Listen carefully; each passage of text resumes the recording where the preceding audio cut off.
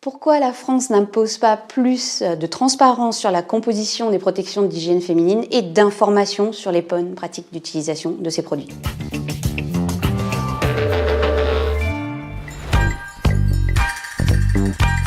Qu'est-ce qu'on fait chez Clarifarm? On est fabricant de dispositifs médicaux, de produits pour la santé intime des femmes. Et notre métier, c'est d'accompagner les femmes dans les 3 grandes étapes de la vie du vagin. Quand on parle de ces étapes, on parle des règles, de la naissance et de la ménopause. Notre mission, notre ambition, c'est de répondre à des aberrations. Aujourd'hui, j'ai envie de vous parler d'un bullshit, quelque chose qui m'énerve profondément.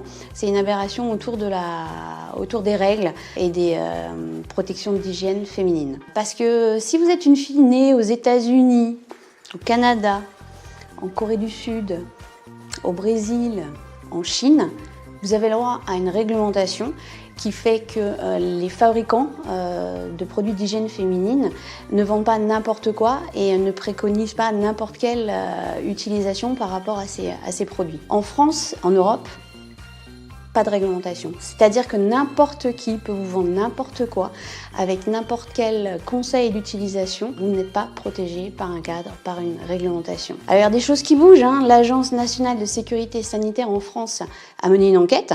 Et qu'est-ce qu'elle dit, cette agence de sécurité nationale? Elle préconise qu'on doit, en tant que fabricant, améliorer les compositions des protections d'hygiène féminine. Il faut savoir qu'il y a quand même une pétition de 300 000 femmes qui a été signée qui réclament que les compositions soient indiquées sur les étuis, ce qui est tout à fait normal. Aujourd'hui, moi, je vois rien, donc ça aussi, ça m'énerve. Et qu'est-ce qui préconise cette agence de sécurité sanitaire? En tant que fabricant, on améliore tous nos procédés de fabrication. Chez Clarifarm, on est moins de 15 et on a réussi à répondre à ces exigences. Donc pourquoi pas tous les autres? Voilà, ça m'énerve. Donc moi, ce que je demande aujourd'hui aux instances de santé, que ce soit en France ou en Europe, c'est qu'il y ait une réglementation qui nous protège, nous les femmes. Pourquoi? Parce que c'est un produit qu'on utilise pendant 40 ans de notre vie. On utilise 5 jours par mois. Pendant 30 ans, j'ai utilisé des tampons. 5 jours par mois, tous les mois. Qu'est-ce qui se passe? Dans cette composition, il y a du phtalate. Et c'est quoi le total?